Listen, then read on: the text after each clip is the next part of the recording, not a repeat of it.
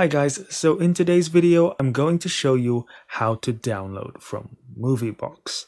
Now the app is in a weird state of limbo right now, but it doesn't really matter because downloading from the website is just so much easier. So all you want to do is on the home page look for whatever movie or series you're looking for, or you can just search for it. We'll just click on Daredevil here, and now the movie or show will start playing. And you'll see on the website the download option is still there, whereas on the app you had to use, I believe it was Z Archiver, in order to download files. So all you need to do is hit download, and the download options will appear for which quality and subtitles you want, and it's that easy. You just hit download, mission accomplished. Now we're going to cancel the download, and that's it guys. If you found that helpful, do consider hitting like and subscribe, and I'll see you in the next one.